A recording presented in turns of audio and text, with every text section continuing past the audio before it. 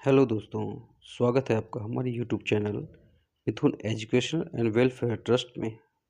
दोस्तों, पिछले वीडियो में हमने वर्णमाला के बारे में विस्तृत चर्चा की थी। यदि आप लोगों को यह वीडियो दोबारा देखनी हो तो हमारी इसी चैनल पर जाएं, ये वीडियो डिटेल में आप देख सकते हैं। जैसे इसमें हमने बताया था वर्णमाला क्या है, स्वर क्या हैं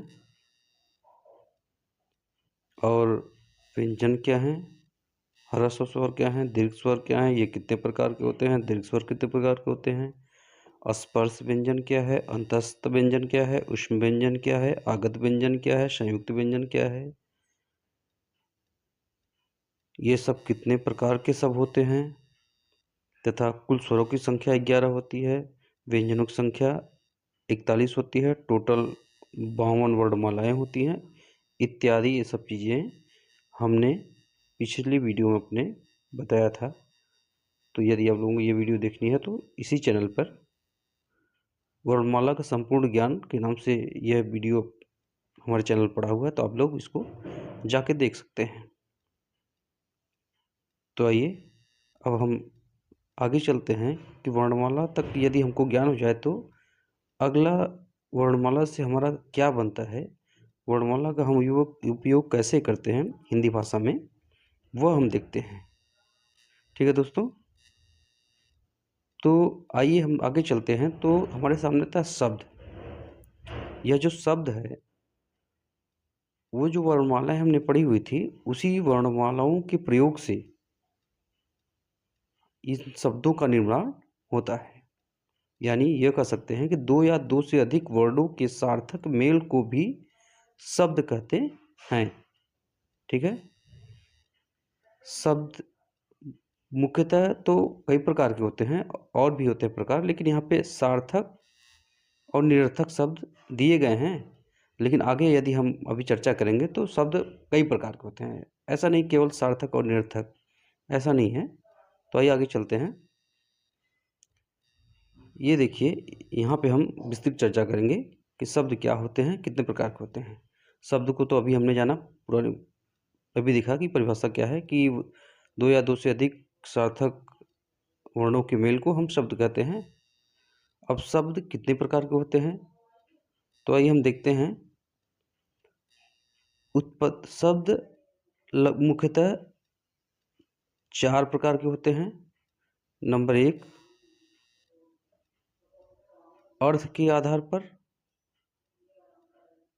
नंबर 2 उत्पत्ति के आधार पर, नंबर 3 रचना के आधार पर, नंबर 4 प्रयोग के आधार पर। ठीक है, तो सबसे पहले हम ये जानेंगे कि अर्थ के आधार पर शब्द का कैसे बंटवारा किया जाता है।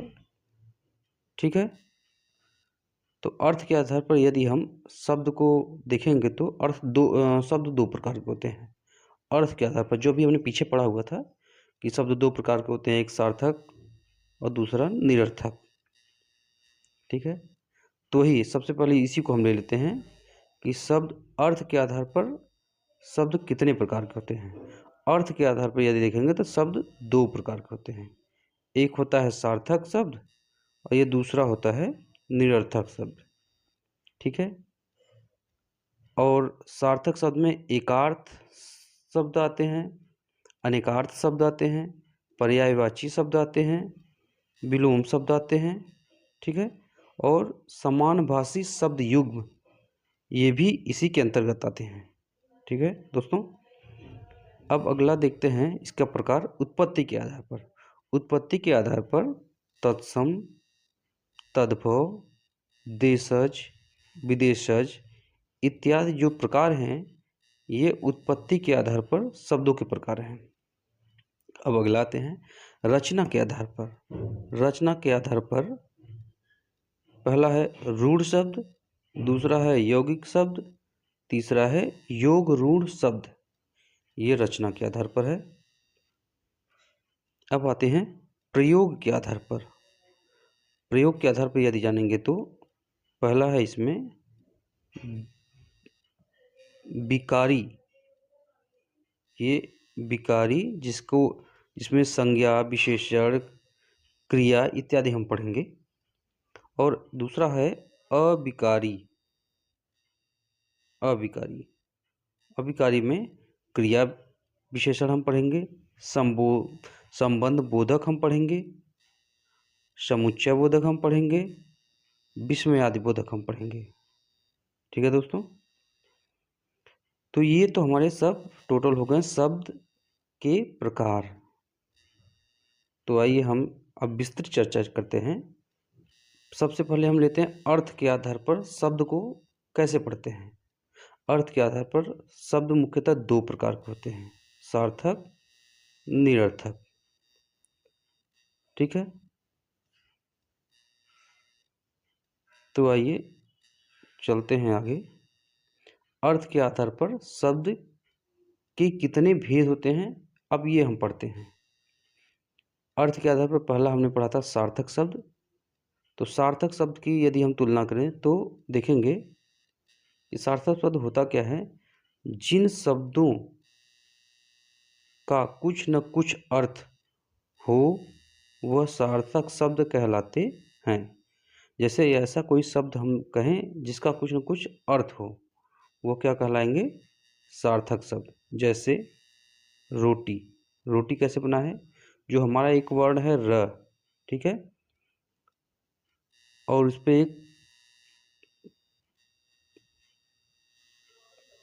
और ट, ठीक है, इस पर ओ की मात्रा लग जाएगी, इस पर छोटी की मात्रा।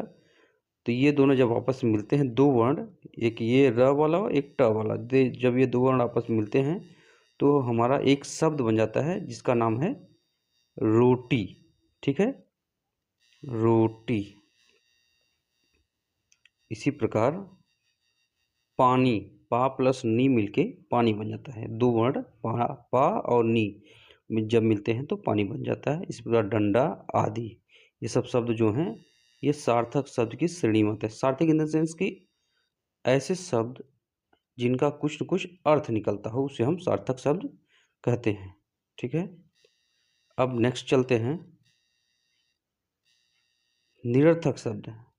निरर्थक शब्द क्या होते हैं, तो निरर्थक शब्द जिन शब्दों के जोड़ने से जिन शब्दों का कोई अर्थ नहीं होता है, जिनका प्रयोग स्थान विशेष पर बोलचाल भाषा में करते हैं, उसे निरर्थक शब्द हैं। जैसे केवल उसका बोलचाल की भाषा में हम प्रयोग करते हैं और उसका कोई अर्थ नहीं होता है, उसे हम निरर्थक शब्द कहते हैं।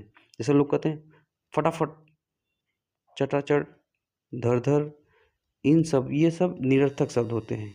इनका कोई अर्थ नहीं होता, शब्द तो हैं लेकिन ये सब निरर्थक शब्द हैं, इनका हिंदी भाषा में कोई अर्थ नहीं है। ठीक है, ये भी मिले हैं, ये भी जो बने हैं फटाफट, चटाचट, धर धर, ये सब उन्हीं वर्णों के मेल से बने हैं। जैसे फटाफट मतलब फ एक शब्द हो गया, फिर टाव एक शब्द हो गया, फिर फ हो गया, फिर प्लस टा हो गया, फटाफट। ये जब आपस में मिलेंगे तो बन जाएंगे फटाफट। मिले तो उन्हीं वर्णों से मिलकर हैं, लेकिन में इनका कोई अर्थ नहीं होता है, इसीलिए इन शब्दों को हम निरर्थक शब्द कहते हैं।